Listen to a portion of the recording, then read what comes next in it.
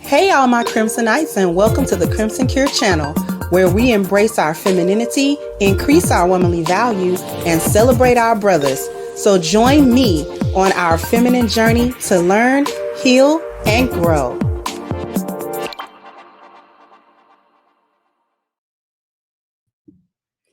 Hey there, my Crimsonites, and welcome to the Crimson Cure channel. I'm your hostess, femininity coach and author of the Crimson Cure, and this is my perspective. So recently, Jason Lee did an interview with Candace Owens.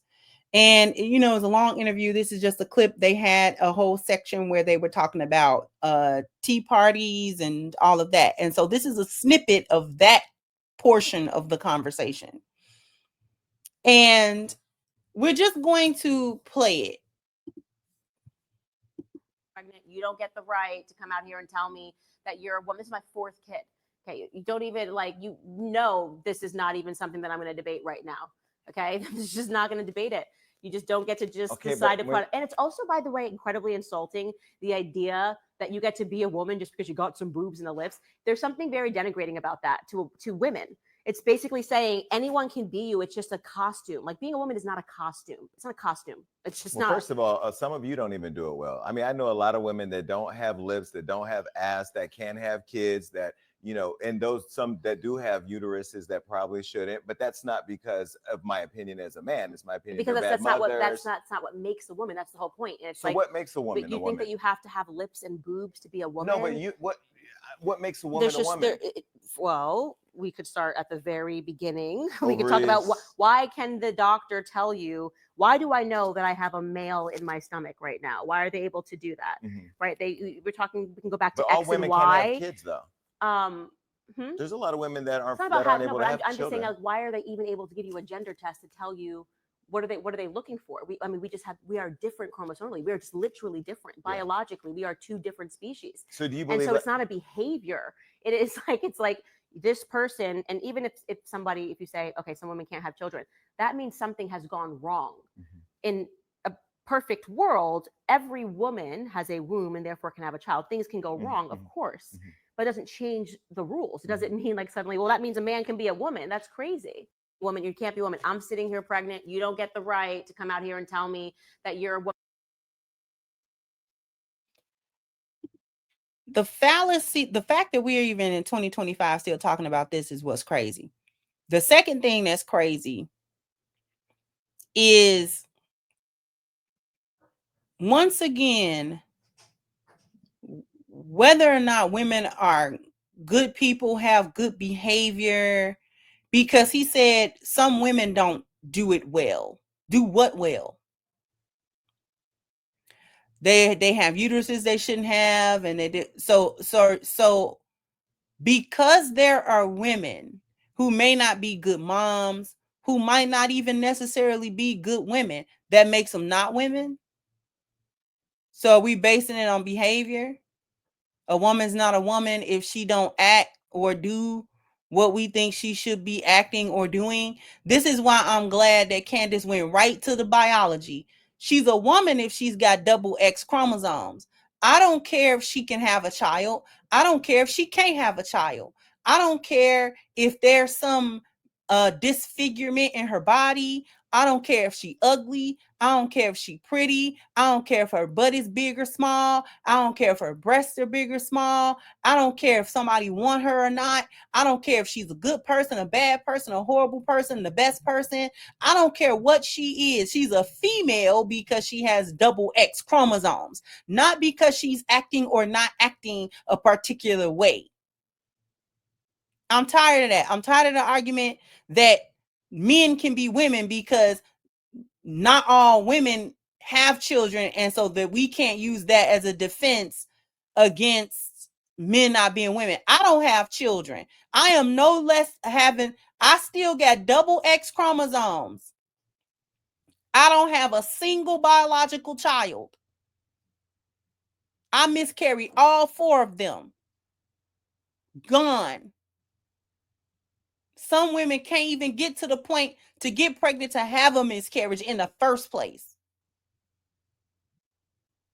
So no, not every woman can birth a child. Not every man's sperm work. Is he not a man? He not a man because his boys don't swim. He not a man if his boys don't swim. He not a man if his thing don't get hard, if it don't work. Does he become a woman then? Because he can't do that?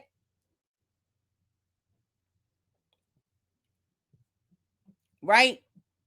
If we basing it on something other than biology, this is why I'm glad she went directly to the biology in this particular part of the conversation. Because you don't get to put, and I've said this before, you don't get to put a costume on. I don't, no matter how I try to be masculine and cut my hair or do this and that, the most studiest of a stud is a female because she has double X chromosomes. It don't matter what kind of J she got on. It don't matter how much she lock her hair or get a fade or bind her breasts or take hormones or try to have a deep voice or try to, she is a female. She bleed every month. She have emotional outbursts. She do it all because she a woman. Because the way in which she behave and all of this kind of stuff has nothing to do with her, who she is biologically. Nothing. All of the rest of that stuff is behavior that she chooses to have. Nothing to do with her biology. Same thing with a dude. Then I don't care what kind of dresses he wear. I don't care how he tuck his thing. I don't care what kind of wig he put on. I don't care. I don't care about none of it. He got an XY chromosome set. His musculature is different. He got a thing. He pee standing up. He listen. He's still a dude. How many times you done seen these little film dudes with wigs and this and that, and he get mad and snatch that wig off and become a whole dude? Become a whole dude. Because at the end of it, he's a what? A man. He's a man. And he know he a man. And it don't have nothing to do with his behavior. He a man at the end of it.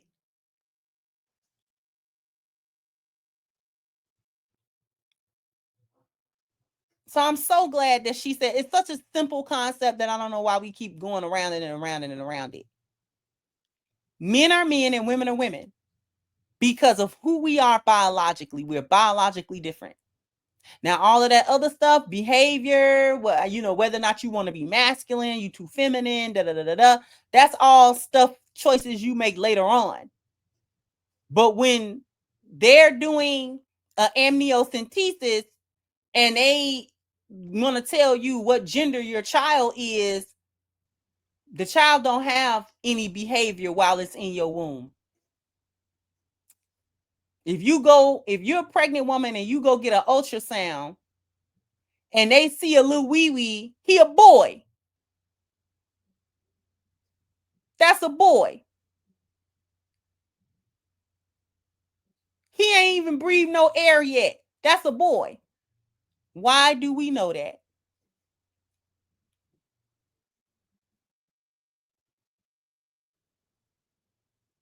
I'm so sick of the useless conversation. Tired of it. Male and female is not a costume. There's no woman, no matter how manly she try to behave, is ever going to be a man. And there's no man that no matter how feminine he try to behave, he's not going to be a woman. And you can go and do hormone therapy and get surgeries. That still don't change nothing. Changes nothing. Changes nothing. But your outward appearance, perhaps, that's about it.